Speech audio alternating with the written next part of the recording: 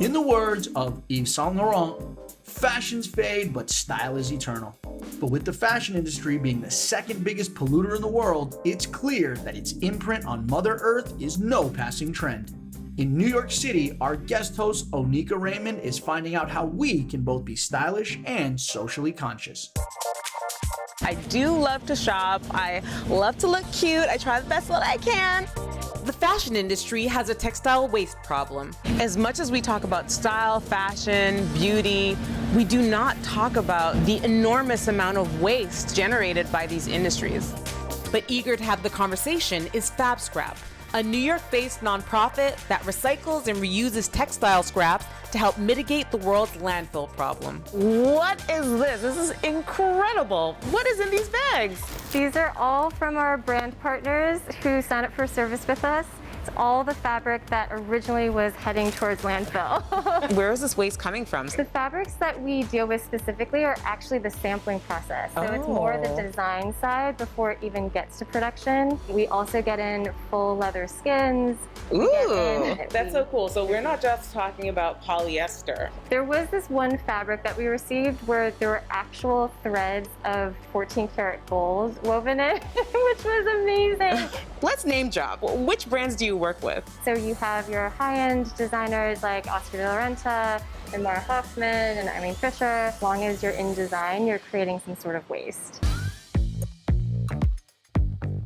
All of these bags just arrived at our loading dock here at the warehouse. When a brand is ready to pick up their fabrics, they just give us a call and we show up at their studio or office and take it off their hands. How many bags do you get every day? It's not uncommon for us to get 40, 50 bags a day sometimes. Oh my goodness, so that's why you have all those impressive muscles, huh?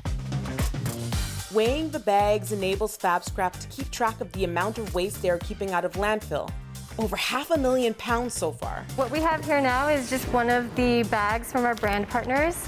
And so what we have to do is actually figure out the contents of the bags. And this is where FABSCRAP's community of 6,000 volunteers come in. Proprietary materials and small scraps are recycled. All these little bits of fabric, this is what we actually can recycle. Something this small. Absolutely. All of these would go in the mix bin over here. Okay. Whereas larger, non-proprietary swabs of material, ooh, this is pretty, are sold for reuse. Yeah, you honestly never know what's gonna come out of one of these bags.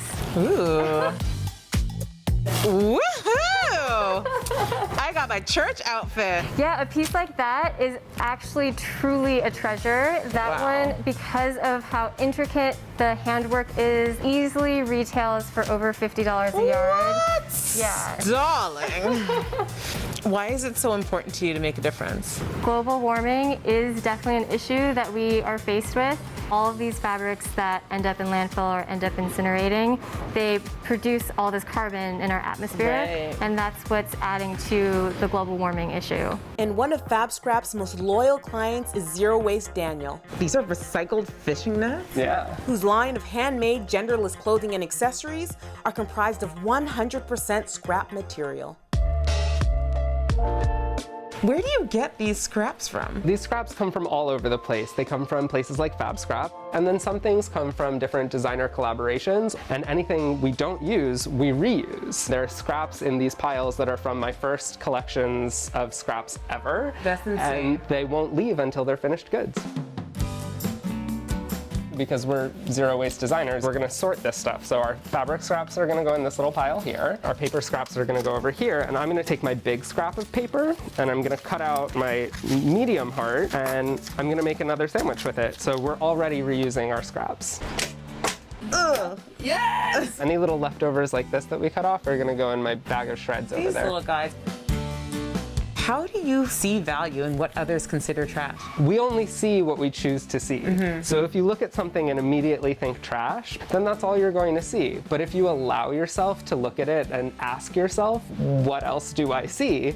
You might see a whole world of possibilities. So I'm always trying to reduce, reuse, recycle. And close the loop.